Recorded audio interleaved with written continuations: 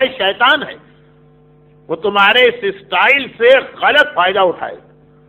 یہ بات ہو رہی ہے جنہیں قرآن ماں بنا چکا. اور بہرحال امت کا ایک عام آدمی کتنا ہی برا کیوں نہ ہو، رسول خدا کی کسی وائف کو تو بری نگاہ سے نہیں دیکھے گا. اور تو اس زمانے میں ایسے لوگ تھے، لیکن اس زمانے میں تھے، آج نہیں ہو سکتا کوئی آدمی ایسا.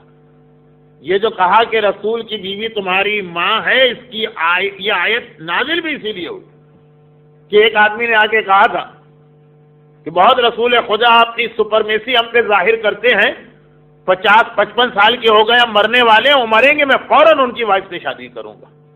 تو قرآن کریم کی آیت نازل ہوئی. لیکن میں آج کی بات کر رہا ہوں کہ آج ہے کوئی مسلمان جو رسول کی کسی بیوی کے بارے میں برا خیال لے کر آئے؟ لیکن قرآن کہہ رہا اس کے باوجود تمہیں نہیں پتا سامنے والے کے دل میں کس طرح سے شیطان بیٹھتا. چاہے تو آپ کو یہاں پہ وہ روایت بھی یاد دلا دوں کہ جس میں یہ ہے کہ ایک دن رسول خدا اپنی ایک وائف کے ساتھ مسجد کے پیچھے والی گلی میں کھڑے تھے. جب رسول اللہ مدینے پہنچے تھے تو مسلمانوں کے پاس فنڈز بہت کم تھے. 13 سال سے حضرت خدیجہ کی دولت مسلمانوں کے کام آ رہی تھی. اب تھوڑے سے ریمیننگ فنڈز تھے جنہیں لے کے رسول مدینے آئے، اور اسی فنڈ سے مسجد النبوی بنی. آج بھی جو آدمی مدینے کی مسجد میں عبادت کرتا ہے اسے حضرت خدیجہ کے احسان کو ماننا چاہیے.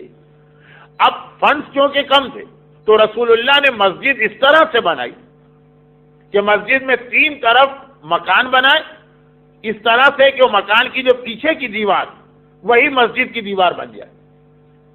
مکان بھی بن گئے، 3 طرف مکان بنے، تو مکان کے بیچ میں جو ایریا آیا اس کو مسجد کہتی ہے. اور یہ جو مکان تھے یہ پیغمبر نے اپنی وائف کو دیے.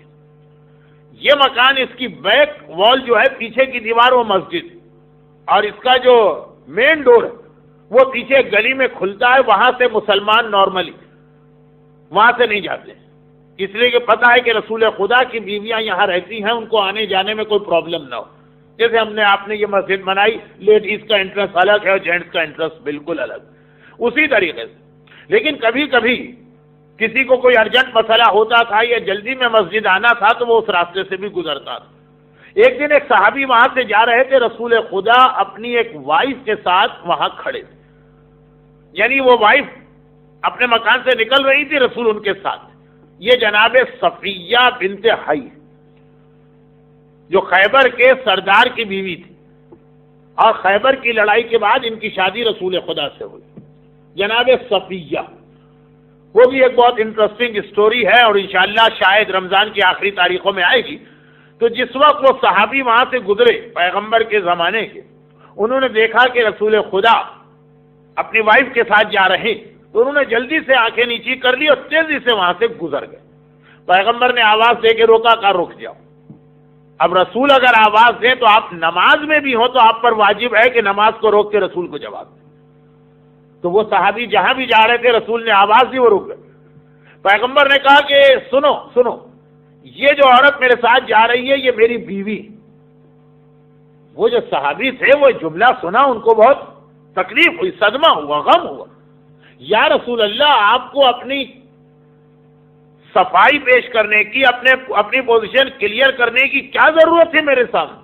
کیا میں یہ سوچ سکتا تھا کہ آپ کسی اور عورت کے ساتھ جا رہے ہیں؟ آپ کو یہ کہنے کی کیا ضرورت تھی کہ میں اپنی بیوی کے ساتھ جا رہا ہوں؟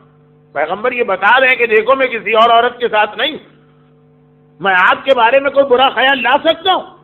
پیغمبر نے کہا دیکھو اتنا زیادہ اوور کانفیڈنس نہ ہو. ان شیطان یجری فی ابن آدم کا مجرى الدم. شیطان آدم کے بیٹوں یعنی ہمارے اور آپ کے درمیان، کہا شیطان انسانوں میں اس طرح سے گردش کرتا ہے یا سرکولیٹ کرتا ہے جیسے خون ہے. بلڈ پریشر آپ کے کنٹرول میں نہیں ہوتا، خون کہاں جا رہا ہے کہاں نہیں جا رہا. شیطان کا وسوسہ، شیطان جو برے خیال دل میں لاتا، شیطان جو ایک دوسرے کے خلاف بدگمانی پیدا کرتا، یہ بھی آدمی کے کنٹرول میں نہیں ہے. اسی لیے پیغمبر تک نے اپنے بارے میں ایکسپلینیشن دے دی کہ میں کسی اور عورت کے ساتھ نہیں بلکہ اپنی بیوی کے ساتھ ہوں. لیکن وہ اپنی جگہ پر قرآن کریم کہہ رہا، اسی وجہ سے قرآن کہہ رہا کہ خبردار اے نبی کی بیویوں،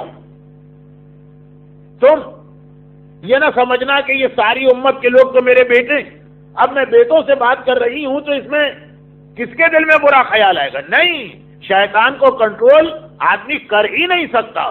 چنانچہ قرآن نے کہا تم بھی آہستہ آہستہ بات نہیں کرو، پولائٹ وے میں بات نہ کرو، خوش اخلاقی سے بات نہ کرو، جس کے دل میں ذرا بھی خرابی ہے۔